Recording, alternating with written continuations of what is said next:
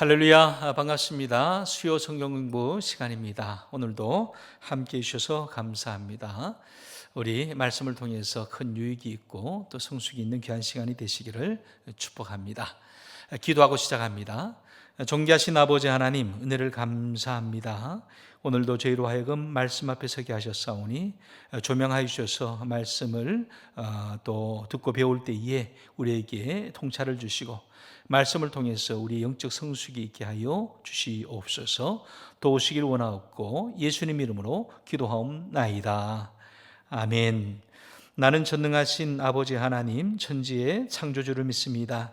나는 그의 유일하신 아들 우리 주 예수 그리스도를 믿습니다. 그는 성령으로 잉태되어 동정녀 마리아에게서 나시고 본디오 빌라도에게 고난을 받아 십자가에 못 박혀 죽으시고 장사된 지 사흘 만에 죽은 자 가운데서 다시 살아나셨으며 하늘에 오르시어 전능하신 아버지 하나님 우편에 앉아 계시다가 거기로부터 살아있는 자와 죽은 자를 심판하러 오십니다. 나는 성령을 믿으며 거룩한 공교회와 성도의 교제와 죄를 용서받는 것과 몸의 부활과 영생을 믿습니다. 아멘.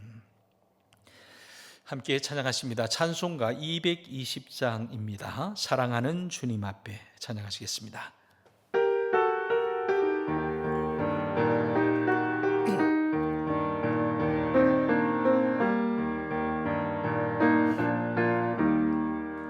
사랑하는 주님 앞에 형제자매 한자리에 크신 은혜 생각하며 즐거운 찬송 부르네. 내 주 예수 본을 받아 모든 사람 내 몸같이 환난근심 위로하고 진심으로 사랑하세. 사랑하는 주님 앞에 온갖 충성 다 바쳐서 괴로우나 즐거우나 주님만 힘써 섬기네. 우리 주님 거룩한 손 제자들의 바른 시선 남 섬기는 종의 도를 몸소 행해 보이셨네. 사랑하는 주님 예수 같은 주로 섬기나니 한 피바다 한 몸 이룬 형제여 친구들이여 한 몸같이 친밀하고 마음으로 하나 되어 우리 주님 크신 뜻을 지성으로 순행하세.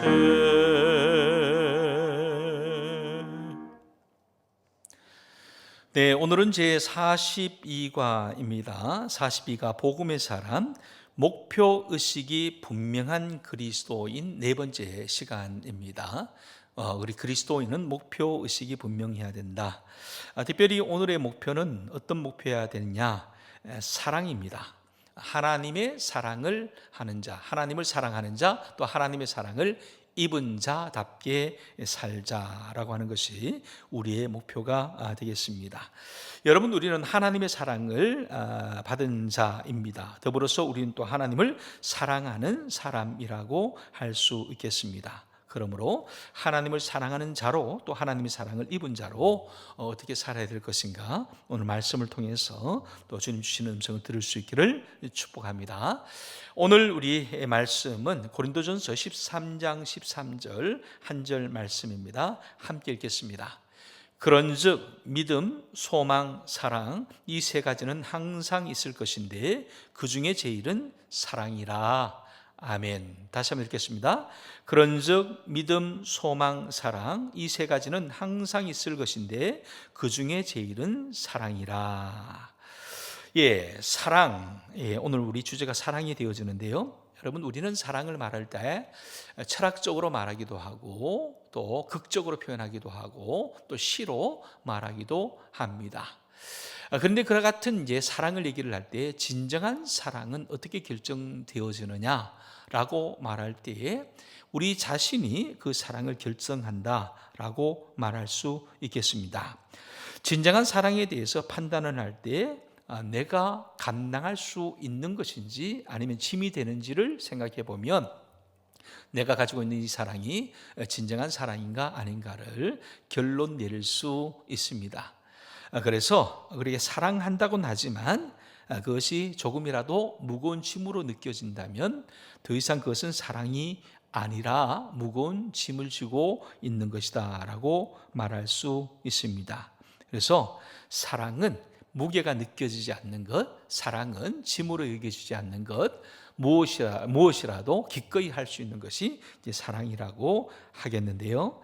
YWCA의 창시자인 로렌 커닝햄이라고 하는 목사님이 계십니다. 그분의 설교 중에 일화가 있는데 이런 얘기를 하십니다.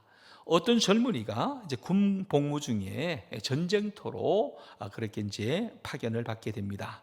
그만 전쟁통에 큰 부상을 입게 되는데 그가 이제 부상으로부터 치료를 받고 집으로 돌아올 날이 가까워질 때에 어머니에게 전화를 걸게 됩니다. 그러면서 이제 어머니와 대화를 이렇게 이어갑니다. 어머니, 제가 이제 집에 가게 되었습니다. 그런데 친구를 한 사람 데려가도 될까요? 라고 그렇게 묻게 됩니다. 그래서 어머니가 말씀합니다. 그래, 좋지, 괜찮지. 어떤 친구냐? 라고 대묻습니다. 그러니까 이 아들이 얘기합니다. 친구는 눈이 하나 없고 팔이 하나 온전치 못합니다. 다리도 하나가 온전치 못합니다. 그런 친구인데 괜찮겠습니까? 라고 묻습니다. 그러니까 어머님이 하신 말씀이 내 친구라면 괜찮지. 와서 우리 집에 와서 좀 쉬렴. 이렇게 얘기를 합니다. 그런데 어머니, 그 친구가 좀 오래 있어야 될 것 같습니다. 그러냐? 그래, 얼마나 있으면 좋겠냐? 한 달이면 되겠냐? 아니면 몇 달쯤 있으면 되겠니? 아니, 그 정도는 안 됩니다. 더 오래 있어야 할 것 같습니다. 그러면 1년 정도 우리가 보호해 주면 되겠니? 라고 그렇게 물을 때에 이 아들이 대답합니다. 그보다는 더 오래 있어야 할 것 같습니다. 그러자 어머님이 이런 말씀을 합니다. 얘야, 그러면 그 친구는 우리 가족에게는 짐이 될 것 같은데 괜찮겠니? 라고 그렇게 전화로 아들에게 말을 하게 됩니다. 그리고 그것으로 이제 대화는 끝이 나게 되는데요. 며칠 후에 어머니 앞으로 비보가 날아듭니다. 다름 아니라 아들이 죽었다라고 하는 통지가 온 것입니다. 깜짝 놀란 어머니가 가보았더니 아들의 눈과 팔과 다리가 온전치 못한 모습을 발견하게 됩니다. 즉, 가족에게 짐이 될 수 있다고 생각한 그 아들은 스스로 죽음을 선택한 것입니다. 여러분, 사랑이 뭘까요? 사랑은 짐이 아니라 짐의 무게로 느껴지지 않을 때에 진정한 사랑이라 하겠습니다. 그 같은 사랑이 우리에게 있어야 할 터인데 오늘 성경이 말하는 것은 사랑이 제일이다라고 그렇게 말합니다. 이것이 바로 이제 사랑에 대한 결론 부분인데요. 오늘 말씀에 그렇게 되어 있습니다. 사랑이 제일이다. 즉 믿음과 소망과 사랑이 항상 있을 것인데 그 중에 제일이 사랑이다라고 말합니다. 여러분, 여기서 우리가 좀 오해하지 말아야 할 것이 있습니다. 그것은 여기서 믿음과 소망, 사랑 중에 사랑이 제일이다 할 때 이것을 어떤 등급으로 생각하면 안 된다는 겁니다. 그런 의미에서 사랑이 제일이다라고 한 얘기가 아니기 때문에 그렇습니다. 믿음과 소망과 사랑은 동질적인 것이고 또 핵심적인 것입니다. 그리고 이것들은 이 세 가지는 항상 같이 있을 것을 강조합니다. 같이 있다라고 하는 것은 어떤 현실과 어떤 현실의 방해가 있을지라도 극복을 하는 것을 말합니다. 환경과 조건을 극복하는 것입니다. 그리고 그 밖에 어떠한 것들도 극복하고 함께 남아있는 것, 그것이 바로 항상 같이 있다라고 하는 그런 의미가 됩니다. 우리가 말하는 믿음, 그리고 소망, 사랑은 그런 것이라고 하는 얘기입니다. 그냥 주어진 것이 아니라 우리의 삶 속에 있는 그 어떤 조건도 여건도 다 극복한 뒤에 남아있는 것, 그것이 바로 믿음과 소망과 사랑이고 그 중에 제일은 사랑이라는 그런 말씀이 되어집니다. 그래서 잠시 있다가 사라지는 그것이 아니라 끝까지 함께 있는 믿음과 소망, 사랑인데 그런 가운데서 제일이 사랑이다라고 할 수 있습니다. 믿음도 위대한 것이죠. 그리고 하늘의 소망도 위대한 것입니다. 그렇지만 가장 위대한 것은 사랑이라고 말할 수 있습니다. 그러면 그 이유는 뭘까? 왜 그렇게 사랑이 가장 위대한 것일까? 여기에서는 이런 대답을 할 수 있습니다. 사랑은 모든 것이고 모든 존재와 또 모든 역할에 있어서 원동력이 되기 때문에 사랑이 제일이다라고 말할 수 있다는 겁니다. 어떻게 그러면 사랑이 원동력이 되는 것일까? 사랑이라고 하는 것은 그렇게 원동력이 될 수 있는 까닭은 사랑이 바로 하나님께로부터 오기 때문에 그렇습니다. 사랑이 하나님께 속해 있기 때문에 그렇습니다. 그래서 요한 1서에 보면 하나님이 사랑이시고 사랑은 하나님께 속한 것이다 라고 그렇게 말씀하고 있지 않습니까? 그러므로 하나님의 능력인 이 사랑이 모든 것, 모든 존재, 모든 역할에 있어서 원동력이 될 수 있다라고 하는 것이죠.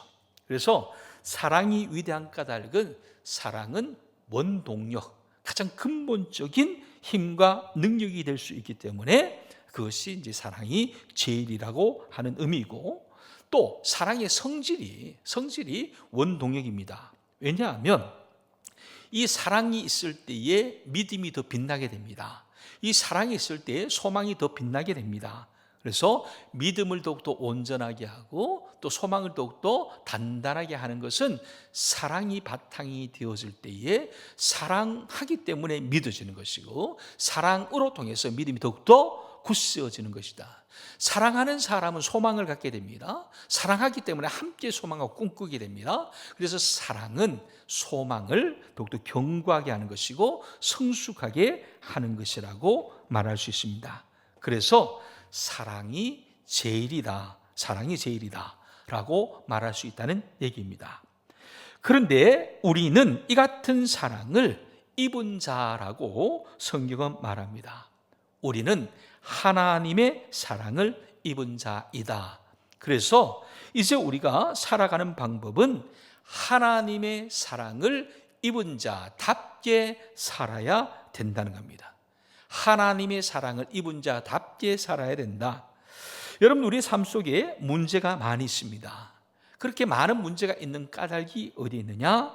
사랑의 동기가 없기 때문일 경우가 참 많습니다.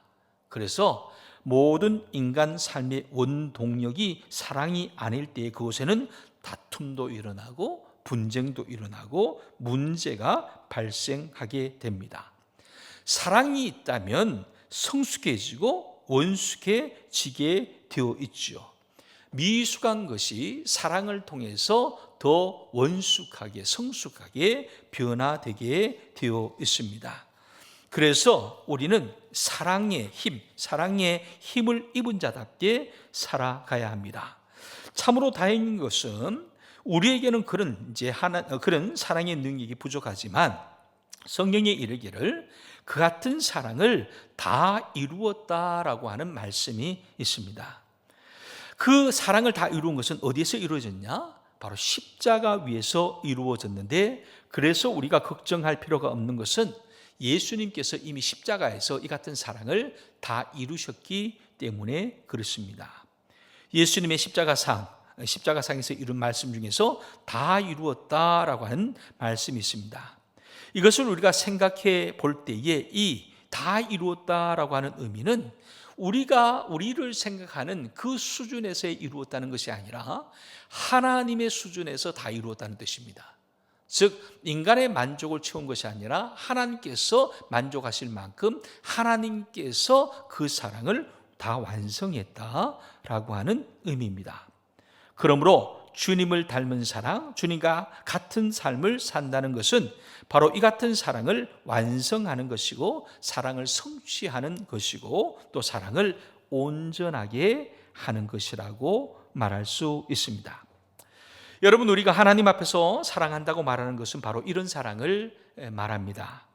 사람들이 원하는 것을 하는 것, 내가 원하는 것을 하는 것이 아니라 정말로 하나님께서 원하시는 것, 하나님께서 기뻐하시는 것, 하나님께서 사랑하시는 것, 하나님께서 사랑할 만하다고 하시는 것을 행하는 것, 이것이 바로 사랑이다, 진정한 사랑이다 라고 하는 얘기입니다.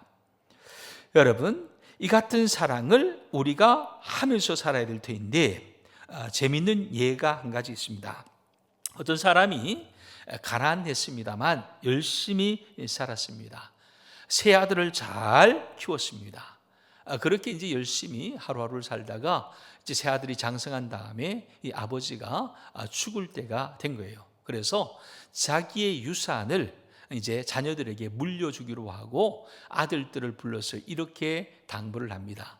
내가 유산을 물려줄 터인데 이 법에 따라서 유산을 나누어라 라고 말하면서 장남에게는 2분의 1을 가져라. 그리고 차남 둘째에게는 3분의 1을 가져라. 그리고 셋째에게는 9분의 1을 가져라. 이제 이런 이렇게 유언을 하게 됩니다. 잘 계산해 보시길 바랍니다. 아버지에게 남은 마지막 유산이 뭐냐면 돼지가 17마리였어요. 그러니까 돼지 17마리를 나누어 가지는데 첫째 아들에게는 2분의 1, 둘째 아들에게는 몇 분의 1요?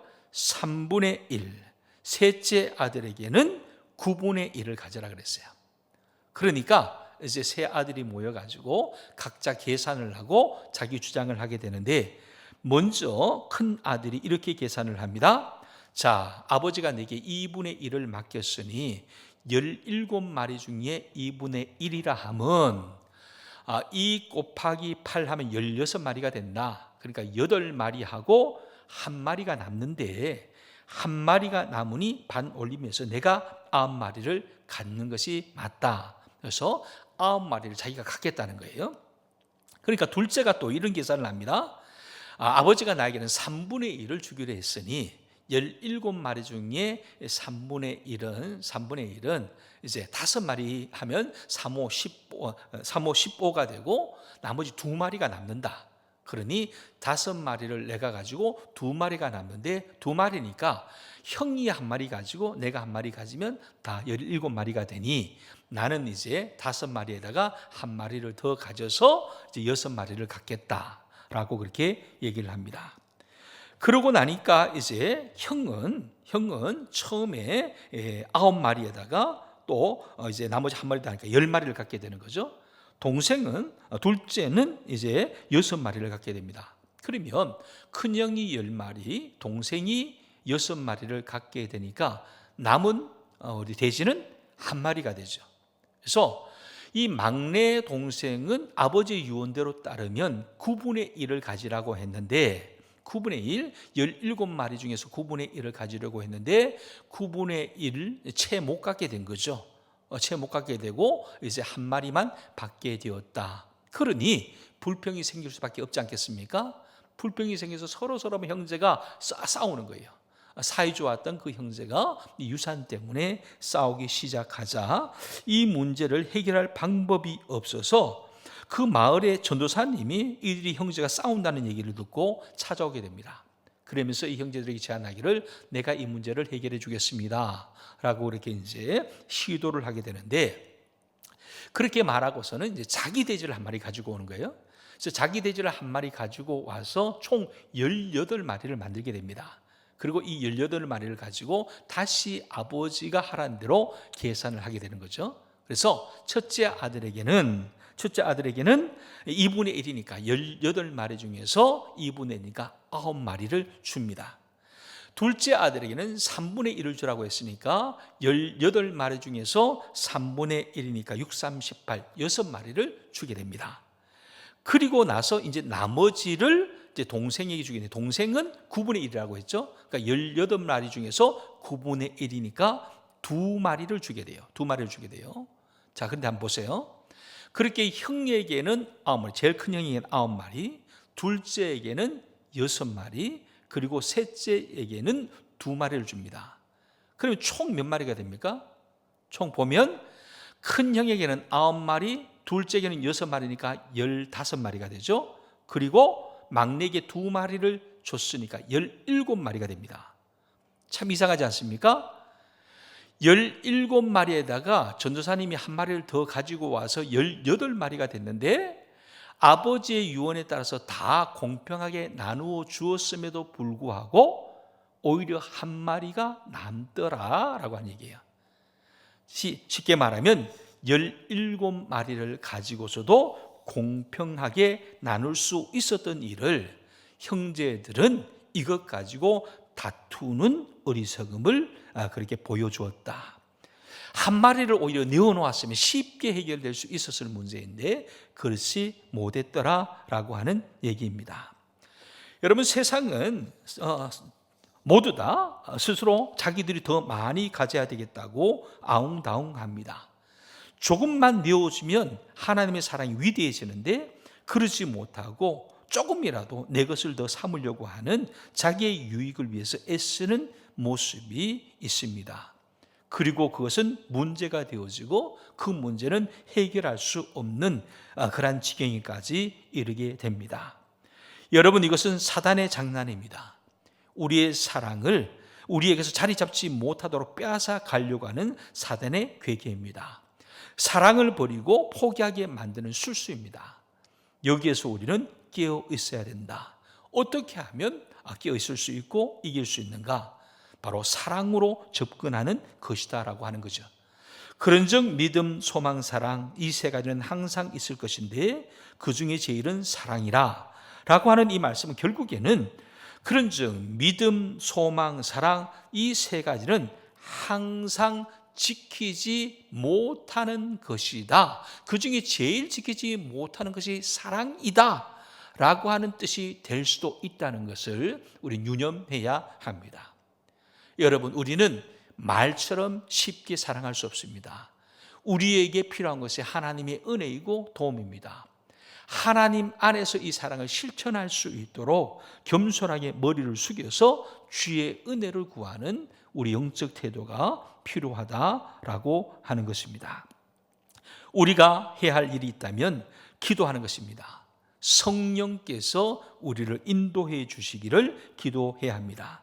그래서 우리는 고린도전서 13장의 말씀을 두고 다시 한번 겸손하게 머리 숙여서 고개 숙여서 기도할 때에 하나님이 주시는 그런 비법을 배울 수 있어야 할 것입니다. 모쪼록 바라기는 우리가 하나님의 사랑을 입은 자로서 또 하나님의 사랑을 입은 자답게 살아갈 수 있기를 바랍니다.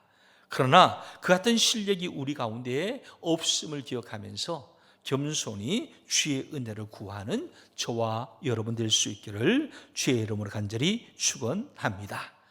이에 우리가 함께 기도할 때에 기도문을 가지고 우리 한 목소리로 기도하도록 하겠습니다. 주님, 아무리 사랑을 말해도 우리의 사랑은 부족하고 이기적이고 미숙합니다. 십자가의 사랑으로 가장 위대한 사랑을 실천하신 주님을 본받아 살게 하옵소서. 주님, 사랑하는 말씀 앞에 어떻게 살아야 할지 내 자신을 돌아보게 하소서. 주님처럼 사랑하며 살아갈 수 있도록 성령께서 인도해 주소서. 예수님의 이름으로 기도드립니다. 아멘.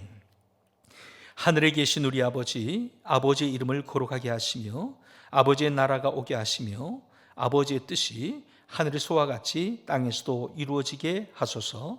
오늘 우리에게 일용할 양식을 주시고 우리가 우리에게 잘못한 사람을 용서하여 준 것 같이 우리 죄를 용서하여 주시고 우리를 시험에 빠지지 않게 하시고 악에서 구하소서. 나라와 권능과 영광이 영원히 아버지의 것입니다. 아멘.